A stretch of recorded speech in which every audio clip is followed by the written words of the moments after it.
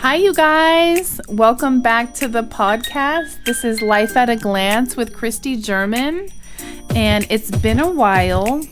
Basically, I've been recharging, regrouping, keeping y'all guessing.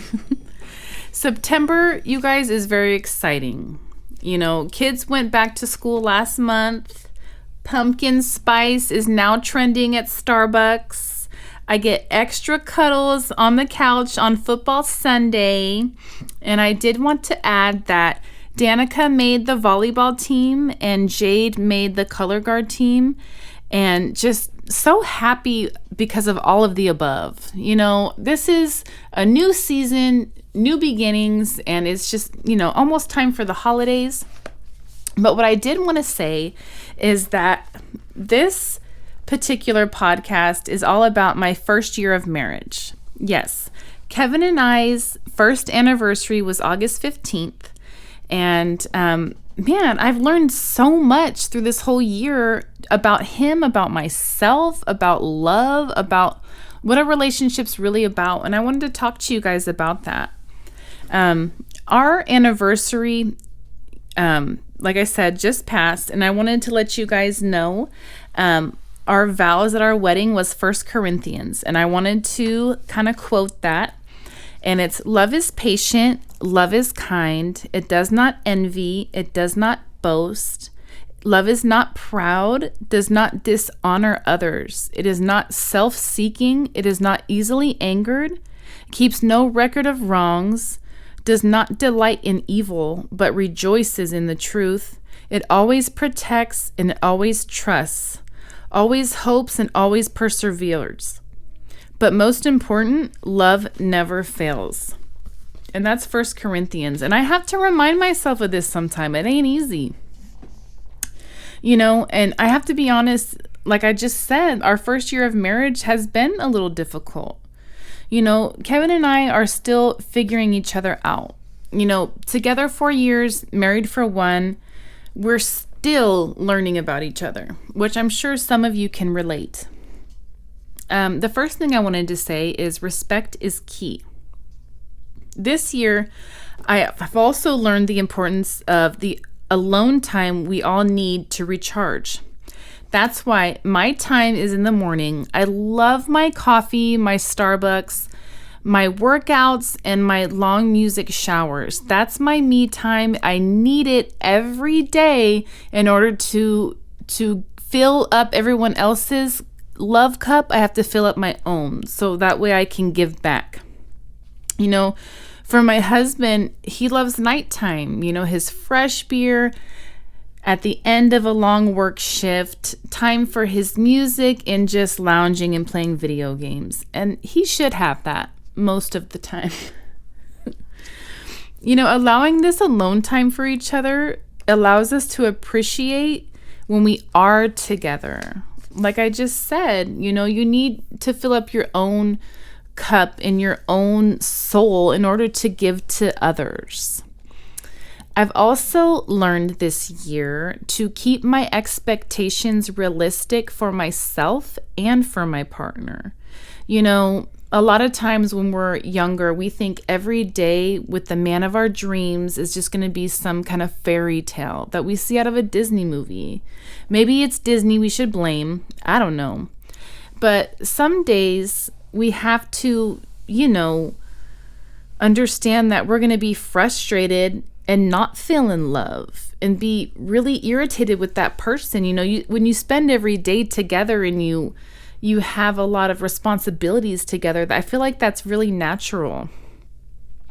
As long as we understand it's just a day and take it day by day, it's a bad day, not a bad life. And if we keep that in mind, I think we can keep persevering in everything we do. Also, I realized some days I'm only 30% charged and my husband can be 70% charged. And it goes vice versa. There's days when he's up and do you need anything to drink? I made dinner. I picked up the kids. And the other days when it's me, and that's good to know that sometimes, it's not going to be 50-50 even all the time. as long as we're both trying and giving our best efforts, because this last week I was sick and I could barely even get out of bed. Thank God I have my husband, my support, my teammate to help me when I'm down. And you have to get that about each other, don't have these unrealistic expectations. And that's really important for anybody, I think. Another thing I learned this year is to pick my battles. Is it worth the headache to fight and to argue about the trash being full? Well, it kind of used to feel that way, but now it's kind of like, I know he sees it. I know he'll take it out, whether it's right at that moment or not. I know that he will, because it bugs him just as much as it bothers me. And I realize if we're sitting there arguing over everything, how are they going to take us seriously? They're probably not. So we need to make sure when we're picking a battle or an argument or a debate, however you want to put it, we make sure it's something of value, something worth fighting over. And the one thing I did want to say is my favorite line in 1 Corinthians is, keep no record of wrongs.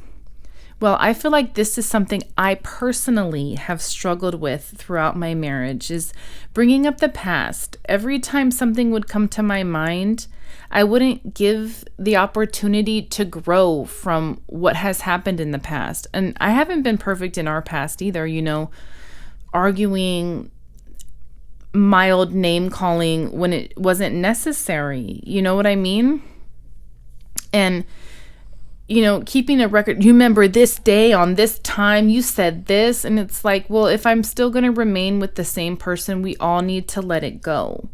You know what I mean? And forgive. And, forgiveness is for us and for our peace of mind. It's for the other person too, but mostly for us. And it's so important. And one of the main things that I want to offer my husband is to be able to be his counselor.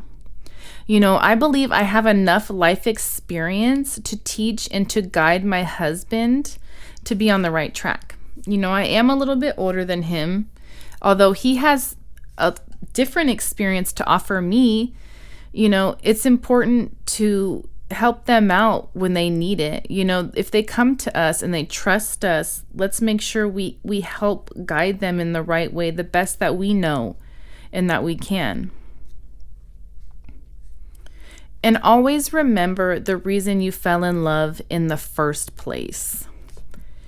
The reason I fell in love with my husband in the first place was his masculine innocence. That's the exact words I would use to describe my particular husband.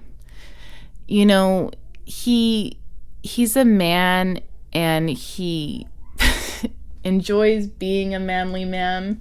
But at the same time, he is innocent and he doesn't like to be a bad person or do bad things. He likes to genuinely be good, and which is why I chose him as the father of my children also. And I always try to remember that's the reason I fell in love with him in the first place. But last but not least, I want to say, enjoy the ride. Don't pick it apart. Just know that you're there for each other. And, life goes by very, very fast. But at the end of the day, it has to be fun. Make time for fun. And yeah, I hope that, if you are pursuing a new relationship, or if you've been married for a long time, or you're a newlywed like me, that you consider some of these different points I made today and advice in your relationship, and just step back, really look at it, and know that, you're blessed to have somebody with you that's, down for the ride. And I wanted to say thank you for tuning in. I will see you next time. And yeah, thanks. Bye.